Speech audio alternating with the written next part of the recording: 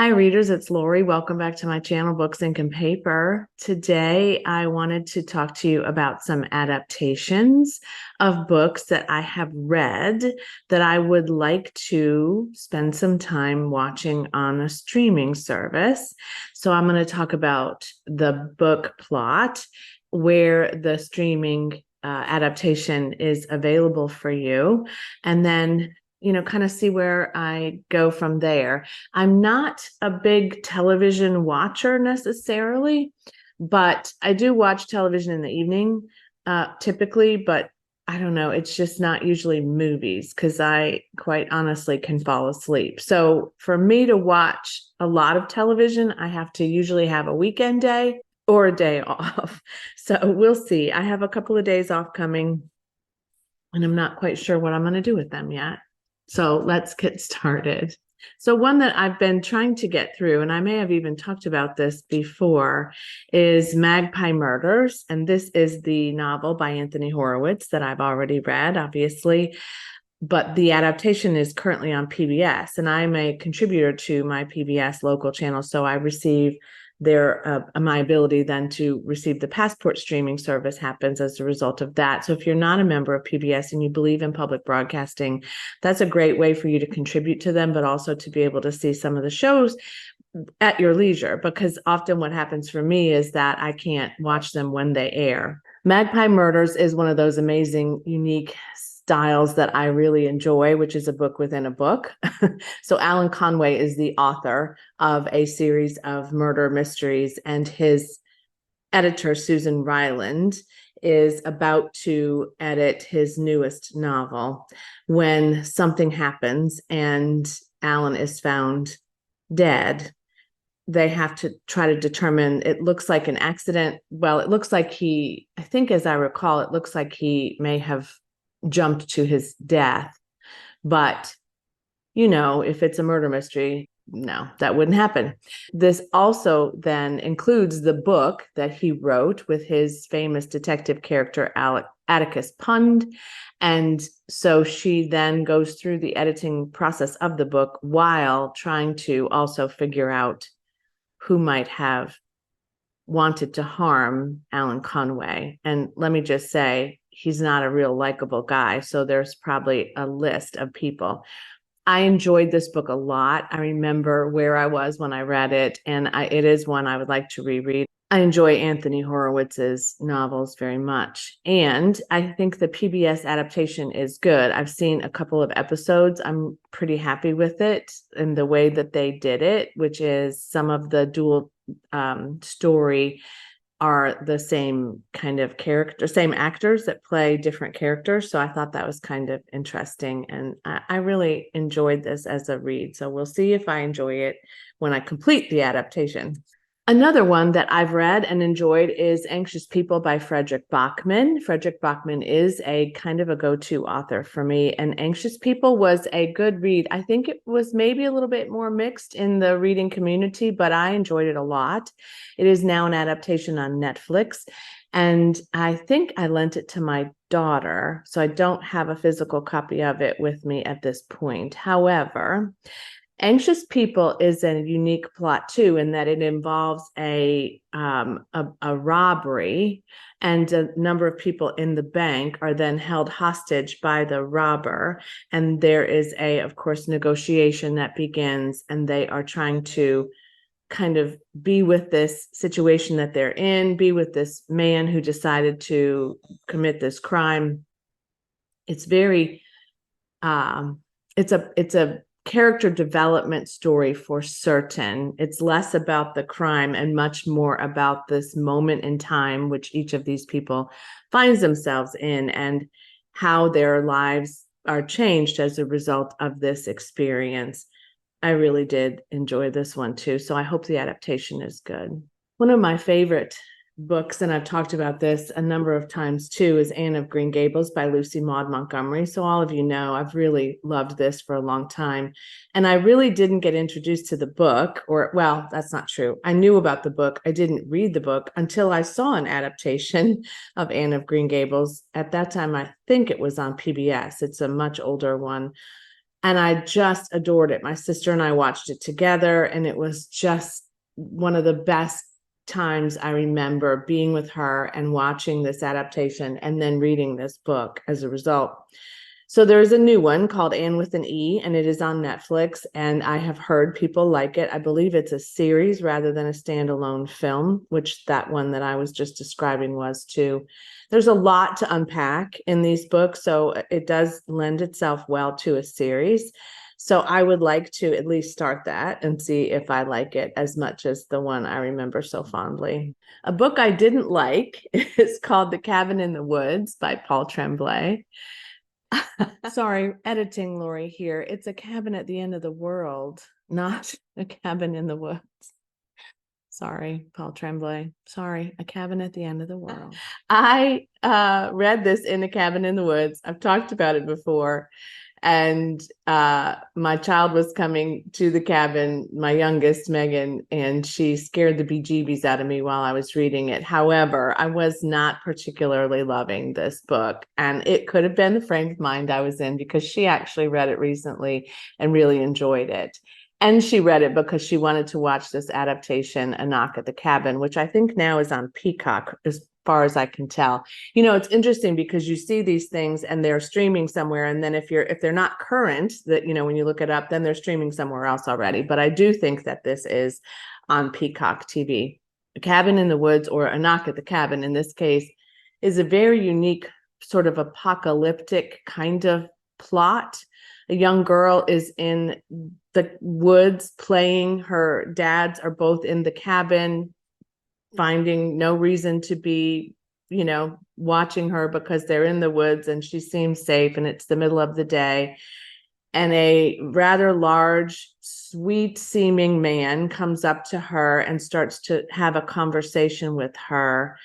And soon after that, some other people arrive, and they have weapons, and they definitely have a mission, and it is twisty and terrifying for some, and pretty unique, I would say.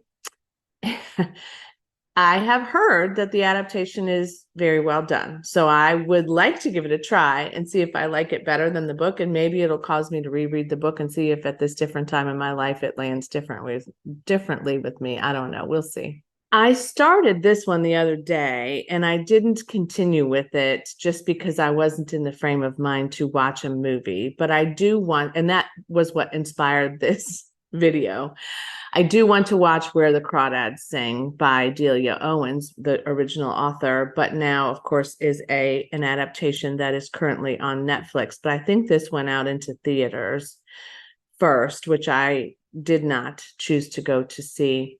I enjoyed Where the Crawdads Sing. I think I enjoyed it more at the end than I did during the process of reading it.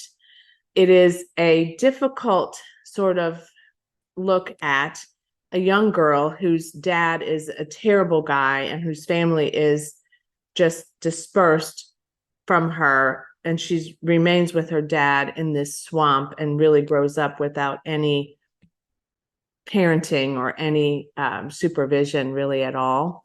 And it's about how she survives, how she ends up navigating the world and being educated and meeting different people. And over time, she meets someone. There's a charge against her for committing a crime against this person. I don't want to spoil too much because I'm trying to remember what you know when you pick up the book. I think you pretty much know when you look at the movie trailer what's going to happen, but also I want to preserve this in case you've not taken a look at it. I did think that it was a well-written novel, and I do think a lot of people have loved the adaptation.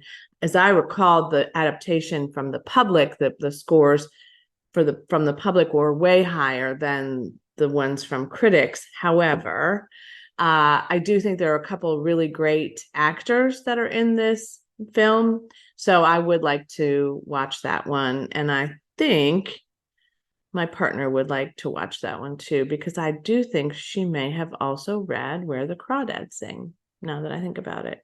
Mrs. Harris Goes to Paris by Paul Gallico was a book I read, I think, for the Mardi Gras readathon this year. It was a fairly recent read, and I actually listened to most of it, although I did have it available to me on ebook. This is an interesting one, too. It's a great plot design, and I think it's probably going to be a beautiful film to watch. It's on Prime if you're streaming through Prime, Amazon. Mrs. Harris is a housekeeper, maid, if you will, in England, and she's been doing this since her husband died, maybe even before that. But she works very, very hard, and she really relies on this income. But what she really discovers one day in one of her clients' homes is that she really wants to own a Dior dress. It's just, she sees the dress, she realizes how luscious this is, and she just sets a goal for herself that a Dior dress is really what she wants. So she begins saving and saving and saving, and it's painfully slow. And her friend begins to try to support her in this goal that she has. And if you, of course, go by the title, you know that she eventually does go to Paris, but lots of things happen, and there's some peaks and valleys and people and surprises, and I really did enjoy it. It's a really sweet read, and I suspect it will be a sweet movie. And ironic twist here, the woman who plays Susan Ryland in Magpie Murders in the series is also the same actress that plays Mrs. Harris in Mrs. Harris Goes to Paris. And she's actually one of my favorite actresses. And now I'm going to have to look up her name because I don't remember it.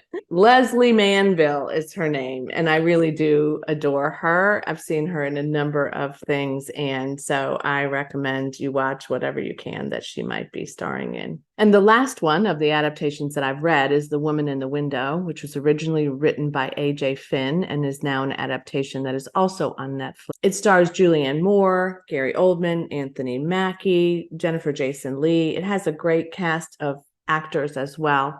The Woman in the Window was controversial when it came out, and it came out a while ago, and I remember reading it and really enjoying it. It was in that group of thrillers that I first read that were outside really of the police procedural mystery genre that I was more used to, and I remember feeling like, oh, these thrillers are fantastic. So it maybe is partly the reason why I'm kind of stuck on thrillers more these days. But AJ Finn did have some controversy too at that time, as I recall, but I don't want to go into that today. What I want to go into is the plot of this movie, which I thought was quite brilliant at the time. Now it's probably been done and overdone again.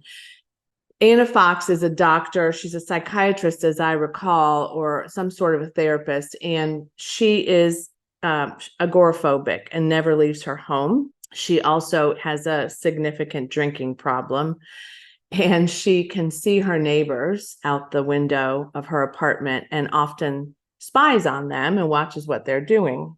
And one day she sees something in their window that she is worried about, and she tries to tell the police what's happening. She can't leave her house. She's paralyzed, so she can't leave to go check on this woman. She does have a therapist, but yes, this plot was, as I recall, pretty propulsive for me. I remember reading this book very quickly, not able to put it down. It would be interesting to me to reread it now, all these years later. But also, I would like to see the adaptation of this and see how they did.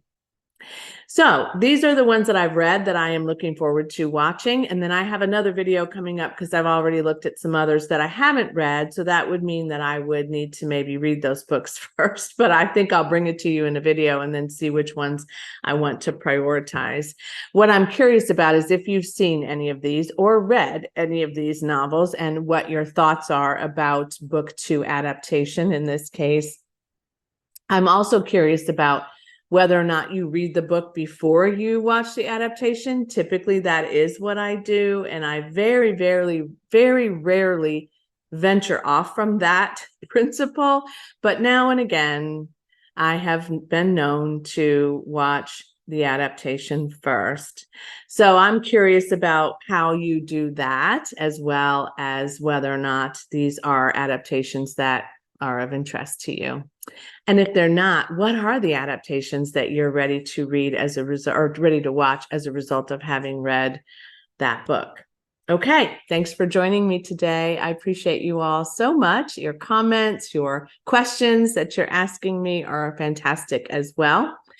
And I will see you soon. As always, happy reading. Bye.